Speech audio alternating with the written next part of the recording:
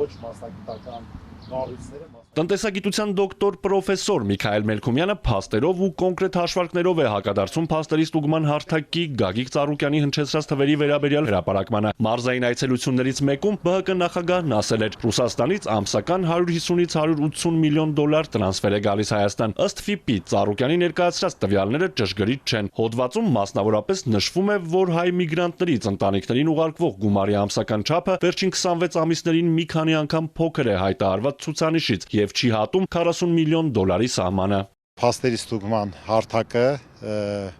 կոպտագույն սխալ է թույլ տվել, ինչ որ թիվ մի աղբյուրից վերցնել ասել էս թիվը այսքան է, ուրեմն դա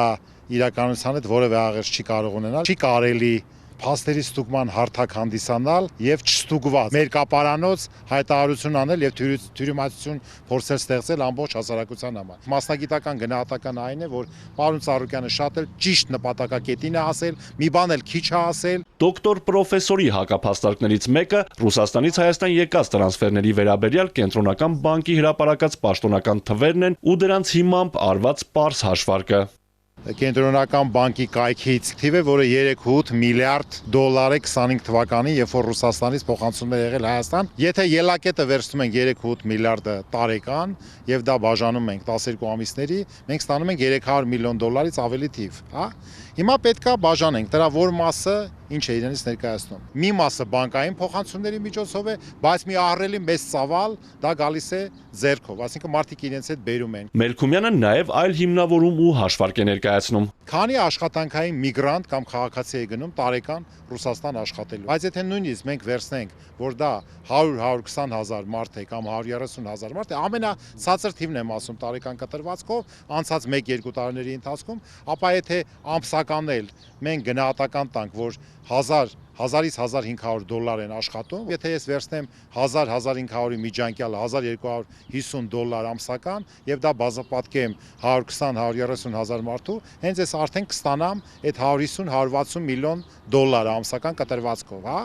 Սա ես ասում եմ այն ինչ որ իրանք աշխատում են։ Հնարավոր է դրա մի մասը բանկային փոխանցումներով գա, այդ որ ասում 3.8 միլիարդի մեջ։ Հնարավոր է դրա մի մասը գնա կանխիկ եղանակով մարդիկ բերեն։ Այսինքն ի՞նչն է տարօրինակը։ Շատ ավելի տարօրինակ է այն, որ այն փոքր թվերը որ ասում են, այսինքն բերել են քաղաքացիները, չգիտեմ, ինչքան ասեցի, տարեկան 100 միլիոն, թե տարեկան են ասում։ Իհարկե դա աբսուրդի ժանրից է։ ՖԻՊ-ն առանձնացրել է նաև դրամական փոխանցումների ոչ առևտրային զուտ ներհոսքը։ Նշել է, որ Ռուսաստանի Դաշնությունից մեր երկիր դրամական փոխանցումների ներհոսքի չափը տատանվում է 18-ից 40 միլիոն դոլարի սահմանում։ Գոյությունն է այսպես կոչված զուտ ներհոսք, այսինքն ինչքան է փոխանցվել եւ ինչքան է դուրս գնացել։ Հիմա շատ ներողություն։ Մարդը, որը գնացել է Ռուսաստան $1000 ամիսը աշխատի կամ $1500 իր ընտանիքին փոխանցի, որ կերակրվի այդ ընտանիքը, այդ փողը էլ ուր է հետ փոխանցում, այսինքն Ռուսաստանից մի հատ փոխանցում են այդ $1000 Հայաստան, ստեղից էլ այդ $1000 փոխանցում են ուրիշ տեղ, սա էլ է անհեթեթություն։ Կարող չգիտեմ ինչ պայմաններում հազվադեպ դեպքեր են։ Երբ որ մենք ասում ենք ոչ առևտրային,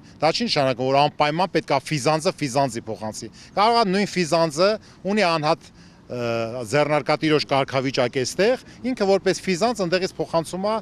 անհատ ձեռնարկատիրոջը կամ հակառակ այնտեղ ունի ինդիվիդուալն է այսպես կոչված պրեդպրիացիա անհատ ձեռնարկատիր, դա փոխանցում է իր հարազատին ընտանիքի անդամին, այսինքն այստեղ է կառուցվածքը շատ մերկապարանոց կլինի, շատ պարզունակ կլինի, այսինքն տենց չի, որ անհատ ձեռնարկատերը ֆիզանց չի։ Մելքումյանն ասում է, պատրաստ է բանավիճել ցանկացած մասնագետի հետ, հիմնավորել իր ներկայացրած հաշվարկներն ու մասնագիտական վերլուծություն ներկայացնել, իսկ փաստերի ստուգման հարթակին կոչ է անում չմոլորեցնել հանրությանն ու հրապարակման հիմքում մասնագիտական հաշվարկներ ու փաստարկներ ներկայացնել։ Արթուր Հակոբյան, Հարություն Հովսեփյան, Էպիկենտրոն։